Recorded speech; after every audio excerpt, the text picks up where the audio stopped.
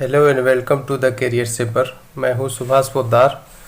ये सेट निपटान की विधियां पर है।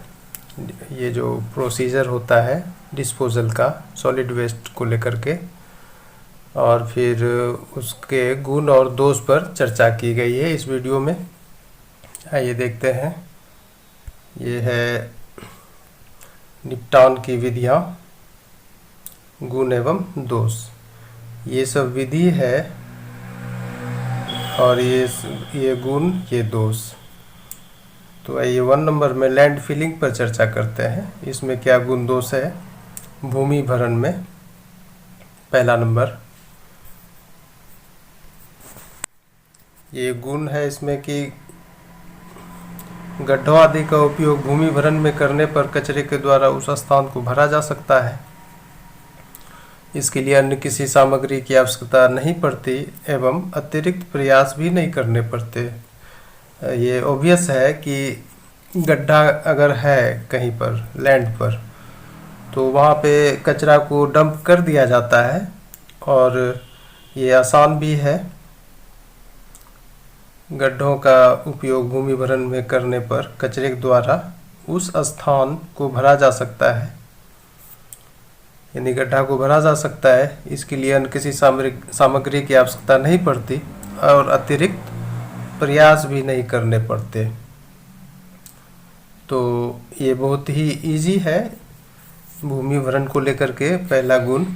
और इसके साथ साथ दोष क्या है, देखिए भूमि की उपलब्धता सीमित है, ये तो फैक्ट है। और इससे क्या होता है, ये व्यवहारिक रूप से प्रॉफिटेबल नहीं है, क्योंकि लैंड तो अब उतना धीरे धीरे तो उसका साइज घट रहा है। लैंड फिलिंग में भूमि चाहिए ना, उसकी अवेलेबिलिटी घट रही है धीरे धीरे। तो प्रैक्टिकली क्या है, ये तो मतलब कि प्रॉफिटेबल नहीं है, लाभकारी नहीं है। ये दोष हो गया इसका। आइए ये भूमि भरण को लेकर के दूसरा पॉइंट है कि भूमि भरण का कार्य जो होता है अपेक्षाकृत आसान है। भूमि भरण का कार्य यानी लैंड फिलिंग का कार्य कंपैरेटिवली आसान और साधारण तकनीक का होता है। इसके कारण सफाई कर्मी भी इसे आसानी से कर सकते हैं। लैंड फिलिंग करना जाके डंप कर देना है, तो इसमें आसान और सिंपल टेक्निक है, और जो भी स्वीपर है उसको बहुत इजी महसूस होता है ऐसा करने में। अब इससे रिलेटेड दोष देखिए। इससे क्या होता है, भूमिगत जल स्रोतों के प्रदूषित होने की संभावना से इनकार नहीं किया जा सकता, यानी कि उससे होगा। भूमिगत जल का जो स्रोत है, ग्राउंड वाटर सोर्स जो है, ग्राउंड वाटर सोर्स जो है वो पोल्यूट होता ही होता है। तो ये इसका दोष हो गया। अब लैंड फिलिंग को लेकर के तीसरा पॉइंट है कि भूमि भरण के दौरान उत्पन्न होने वाली बायोगैस का उपयोग ईंधन के रूप में किया जा सकता है। एक संभावना ये बनती है कि उसका बायोगैस बना लें। और इससे रिलेटेड देखिए दोष क्या है, लंबे समय तक उपयोग नहीं किया जा सकता। बनेगा हल्का फुल्का तो बनेगा, लेकिन ये सॉल्यूशन नहीं होता है कि उसका ईंधन व्यापक रूप से इस्तेमाल हो, वैसा नहीं हो पाता है। तो ये उसका दोष है। अब आइए 2 नंबर में भस्मीकरण है। निपटान की विधियां पढ़िएगा तो ये सब पढ़ना पड़ेगा। ये पहला लैंड फिलिंग हुआ, दूसरा ये है इंसिनरेशन, भस्मीकरण। तो भस्मीकरण को लेके पहला पॉइंट है गुण का कि भस्मीकरण से ऊर्जा उत्पन्न होती है और इसका प्रयोग अनेक कार्यों में किया जाता है। और ये तो ठीक है, भस्मीकरण से एनर्जी इवॉल्व होगा और उसका हम यूज भी कर सकते हैं, ये गुण हुआ। लेकिन इसके साथ साथ दोष देखिए क्या है। कचरे को जलाने से हानिकारक गैसों का उत्सर्जन होता है। ये बात भी इससे रिलेटेड ही है। एनर्जी तो इवॉल्व होगा, लेकिन उसमें कई तरह की चीज़ें हैं, उसको जलाने से हजारडस गैस का भी इमिशन होता है, तो ये उसका नेगेटिव पॉइंट हुआ।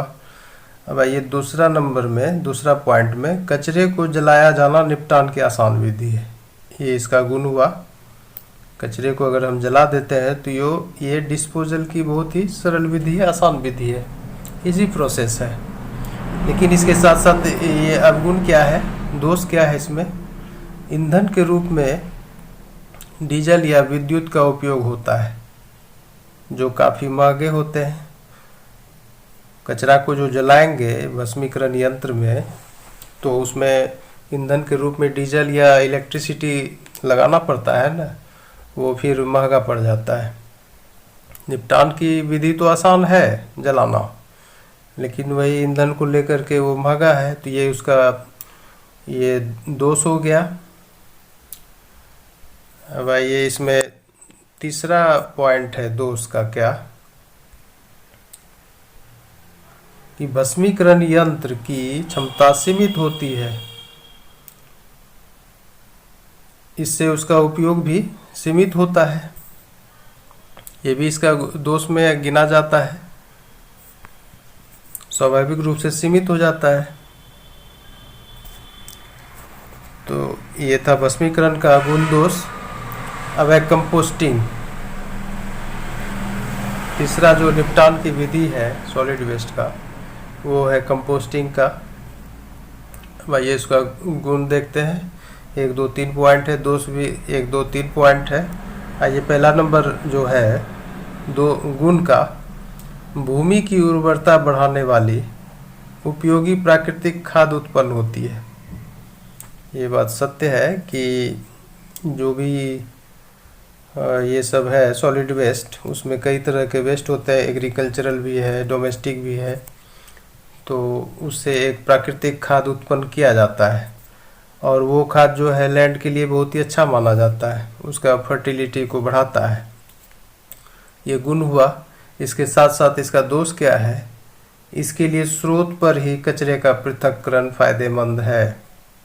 ये बात बिल्कुल 100% सत्य है कि जब तक इसका सेग्रीगेशन नहीं होगा, तो ये जो प्राकृतिक खाद बनेगा वो उतना अच्छा क्वालिटी का नहीं बन पाएगा। इसलिए स्रोत पर ही कचरे का पृथक्करण जरूरी है, वो फायदेमंद है। और इसके प्रति जन जागरण की कमी है, उसको सुधारना पड़ेगा। तो ये उसका दोष हो गया।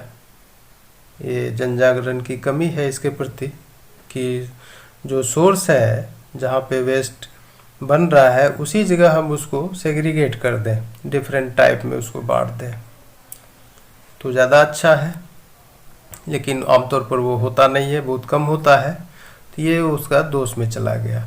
अब दूसरा पॉइंट है गुण में, जैव उर्वरक से के उपयोग से कृत्रिम खाद की आवश्यकता कम पड़ती है, तब भूमि की उत्पादकता बनी रहती है। ये तो सभी जानते हैं कि जैविक खाद भूमि के लिए अच्छा माना जाता है, उसके हेल्थ के लिए अच्छा माना जाता है।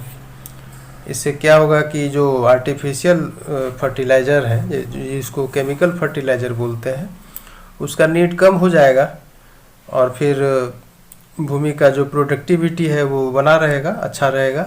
केमिकल फर्टिलाइज़र के ज़्यादा यूज़ से भूमि का फर्टिलिटी खो जाता है। जो बायो फर्टिलाइज़र उसका हेल्थ सही रखता है, ये उसका गुण हो गया। अब इसके साथ साथ देखिए दोष क्या है, जैव उर्वरक के उपयोग के प्रति लोगों में रुचि एवं जागरूकता का अभाव है। ये भी बात सही है। बायो फर्टिलाइज़र अपने आप में बहुत अच्छा चीज़ है, लेकिन जिस तरह से केमिकल फर्टिलाइज़र के प्रति लोग रुचि रखते हैं और जागरूक हैं, उतना जैव उर्वरक के प्रति नहीं है। कोई कुछ है भी तो उसका परसेंटेज बहुत कम है, और फिर व्यापक रूप से इसकी अवेलेबिलिटी भी नहीं है, कि जैसे केमिकल फर्टिलाइज़र लोग खरीदने जाता है, दुकान से ले आता है, उस तरह से इसका अभाव है, इसके मतलब कि मोबिलाइजेशन में। तो ये सब उसका दोष हो जाएगा। आइए तीसरा नंबर जो है, तीसरा पॉइंट कंपोस्टिंग के लिए, ये गुण में परोक्ष रूप से कृत्रिम खाद एवं निर्माण कारणों से होने वाले प्रदूषण में कमी होती है। कृत्रिम खाद एवं निर्माण कारणों से होने वाले प्रदूषणों में कमी होती है परोक्ष रूप से, ये सही है, ये गुण हो गया इसका। अब इसके साथ साथ दोष क्या है? कृत्रिम उर्वरक की तुलना में जैव उर्वरक का प्रभाव धीरे धीरे दिखाई देने से अभी तक इन्हें पर्याप्त लोकप्रियता नहीं मिल पाई है। ये बात बिल्कुल सही है कि जो केमिकल फर्टिलाइज़र होता है उसके तुलना में अगर देखते हैं तो बायो फर्टिलाइज़र का जो इफ़ेक्ट है वो थोड़ा स्लो प्रोसेस है, तुरंत दिखाई नहीं पड़ता है। तो इससे होता क्या है, लोगों में, किसानों में ये ज़्यादा पॉपुलर नहीं हो पाया है। जो पढ़े लिखे अच्छे किसान हैं, जो वैज्ञानिकता को समझते हैं, वो जानते हैं इस बात को कि ये स्लो प्रोसेस है और हमारा जो लैंड है उसका जो सस्य है यानी कि मिट्टी है उसका हेल्थ सही रहेगा बायो फर्टिलाइज़र से। लेकिन majority of farmers chemical fertiliser use करते हैं और तुरंत चाहते हैं परिणाम। तो ये लोकप्रियता है जो जैव उर्वरक को नहीं मिल पाई है अभी, तो ये इसका दोष हो गया। तो इस तरह से ये सेट संपन्न होता है, डिस्पोजल का जो प्रोसेस है और उसका गुण दोष वाला सेट है। तो इसका अध्ययन करें, ये अच्छा है सेट। और फिर नेक्स्ट वीडियो का इंतज़ार भी करें, वो भी आता रहेगा। Thank you very much.